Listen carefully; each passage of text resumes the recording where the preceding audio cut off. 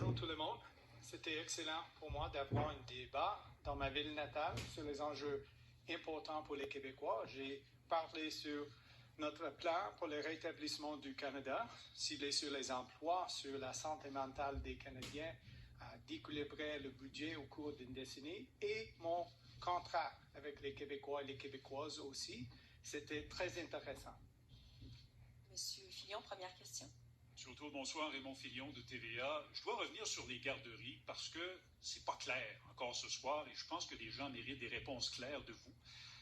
Vous avez dit, vous voulez aider toutes les familles. Vous l'avez répété plusieurs fois en conférence de presse et encore dans le débat ce soir, mais l'entente, la fameuse entente entre Ottawa et Québec de 6 milliards de dollars, est-ce qu'on doit comprendre que vous allez l'annuler et la renégocier avec le gouvernement Legault?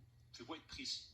Je vais travailler en étroite collaboration avec le gouvernement de M. Legault. Et dans mes premiers 100 jours comme Premier ministre, je vais avoir une réunion avec les autres Premiers ministres sur les enjeux importants, l'économie, la santé, la garderie. Et on va coordonner notre approche d'aider toutes les familles québécoises parce qu'on a une crise de coût de la vie maintenant et toutes les familles québécoises méritent une approche sur la garderie tout en respectant le système ici au Québec.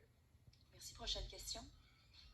Oui, bonjour, Coralie Laplante de la presse. Monsieur Trudeau vous a accusé de promouvoir un système de santé à deux vitesses qui privilégie les personnes mieux nanties. Comment est-ce que vous réagissez à cette affirmation? Est-ce que vous favorisez le secteur privé en santé?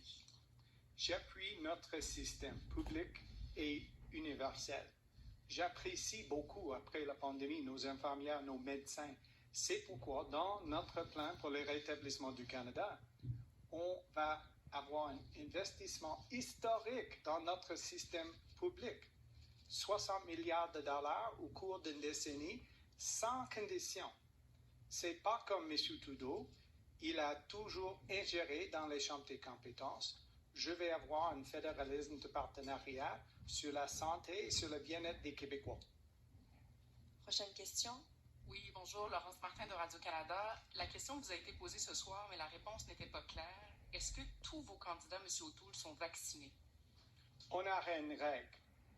Les vaccins ou peut-être s'il y a quelqu'un non vacciné, un test de dépistage rapide quotidien. C'est important d'encourager, d'éduquer les Canadiens et les Québécois à se faire vacciner.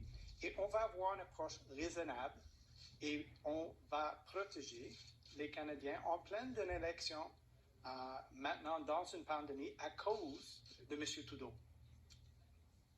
Ils sont vaccinés, M. O'Toole? On a une règle pour les vaccinations et les tests de dépistage quotidiens et aussi les autres mesures avec Marc Diopney sur le terrain à travers le pays pour nos candidats, pour nos bénévoles. C'est important de travailler ensemble sur la pandémie contre la COVID-19. Prochaine question en français.